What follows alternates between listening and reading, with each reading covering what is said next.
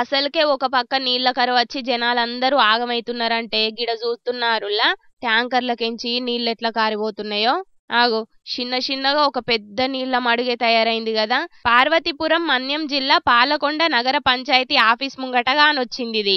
మరి ట్యాంకులకు వెల్డింగ్ టాకాలు కొట్టనీకి పంచాయతీ ఆఫీసుల పైసలు లేవో, లేకపోతే కారిపొంగ మిగిలిన నీళ్లే జనాలకు సప్లై చేద్దాం అనుకున్నారో ఏందో గాని నీళ్లను ఉత్తిగానే నేల పాలు చేసిండ్రు గిట్లా. మళ్ళా గివేవో అవసరాలకు వాడుకునే నీళ్లు కూడా కాదట, తాగే మంచి నీళ్లే.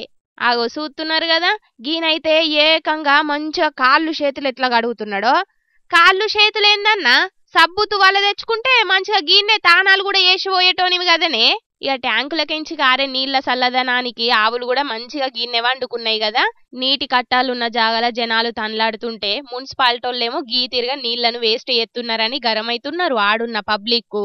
ఏడాది కాగానే ఇండ్ల పన్నులు నల్ల పన్నులని ఇండ్లన్నీ తిరుక్కుంటే పైసలు మంచిగానే వసూలు చేస్తున్నారు గాని కనీసం నీళ్ల ట్యాంకర్లకు మరమ్మతులు కూడా చేత్తలేరంటే ఆడున్న ఆఫీసర్లు ఎంత పనివంతులో అర్థమైతున్నదని గరమైతున్నారు ఈ ముచ్చట ఎరకైన కొందరు పబ్లిక్ కు.